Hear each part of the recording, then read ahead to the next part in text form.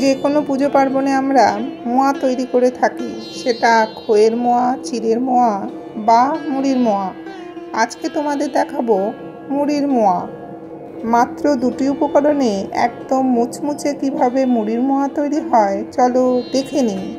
নমস্কার বন্ধুরা, হরে করে কম্বাতে তোমাদের স্বাগত। মুড়ির মোয়াটা যখন গুড় দিয়ে করবো, তাই এখানে আমরা আখের গুড় নিয়েছি। মুড়ির মোয়া কিভাবে মুচমুচে হবে আর অনেক দিন পর্যন্ত কিভাবে সংরক্ষণ করা যাবে, পুরো পদ্ধতিটাই এখানে বলা হবে, তোমরা দেখতে থাকো। গ্যাসের ফ্লেমটাকে সিমে রেখে কড়াইটা একটু গরম হয়ে যাওয়ার পর মধ্যে আখের গুড় দিয়ে দিল। এখানে কিন্তু কোনো জল ইউজ করা হয়নি। এখানে মোট 300 গ্রাম আখের গুড় নেওয়া হয়েছে। পুজো পার্বণে এখানে না আখের গুড়টা খুব ভালো আসে, এর আঠালো ভাবটা খুব ভালো হয়। তোমরা যখন গুড়টা কিনবে তখন পরিষ্কার লালচে কালারের যাতে হয় সেই বুঝেই কিনবে। পুজো পার্বণ ছাড়াও মা মুড়ির মোয়া করে রেখে দেয়। বিকেলে একটা মুড়ির মোয়া খেয়ে একটা জল খেলে পেটও ভর্তি আর মনও খুশি। তোমাদের সঙ্গে কথা বলতে বলতে গুড়ে জাল দেওয়া প্রায় শেষ। গুড়টা পাক হয়েছে কিনা বোঝার জন্য এখানে 1 ফোঁটা গুড় ফেলা হলো। গুড়টা ঠান্ডা হয়ে যাওয়ার পর একটু চাড়া মারার সাথে সাথে যদি সুন্দরভাবে গুড়টা উঠে আসে তাহলে বুঝবে পাক রেডি। দেখো সুন্দরভাবে কিন্তু উঠে এসেছে, তাহলে আমাদের গুড় রেডি।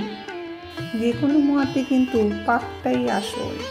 বেশি পাক হলেও যেমন চলবে না, কম পাকেও কিন্তু হবে না। তাই এই পদ্ধতিতে করো, তাহলে তোমাদের মোয়া কিন্তু পারফেক্ট হবে। এবার ওর মধ্যে অল্প অল্প করে মুড়ি দিয়ে নাড়িয়ে চাড়িয়ে আবার অল্প অল্প করে মুড়ি দিতে হবে, তাহলে প্রত্যেকটা মুড়ির মধ্যে কিন্তু গুড়টা ভালো করে আসবে। আরেকটা কথা, মুড়িগুলো যেন নেতানো না হয়। যদি নেতিয়ে যায় তাহলে কড়াইতে একটু তেলে নেবে। আমাদের এই প্যাকেটের মুড়িগুলোতে কোনো কাঁকড় পাথর থাকে না, খুব পরিষ্কারভাবে এই মুড়িগুলো আসে। তোমরা দেখতেই পাচ্ছ অল্প অল্প করে মুড়ি দিয়ে দিয়ে কিন্তু মাখিয়ে নেওয়া হচ্ছে। এইভাবে মুড়ির মোয়া করলে অনেক দিন মুচমুচে থাকবে।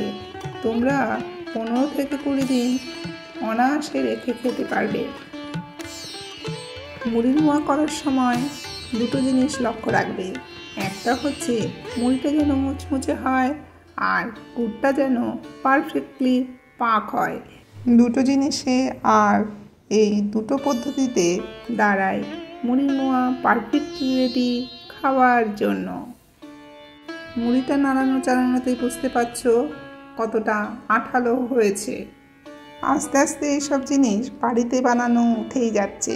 মানুষ বাইরে থেকে কিনে খেতেই বেশি পছন্দ করে, তবে বাড়িতে বানানোর যে আনন্দ আর স্বাদ, এই দুটো জিনিস কিন্তু বাইরে কেনা জিনিসের মধ্যে পাওয়া যাবে না।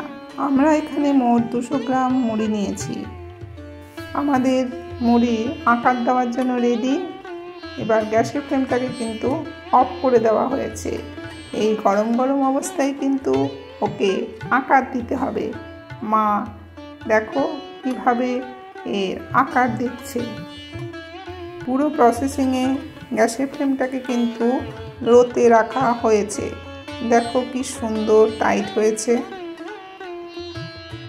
মোয়া করার সময় মুড়িগুলো যেন সরু আকারের হয় সেটা দেখে কিনো।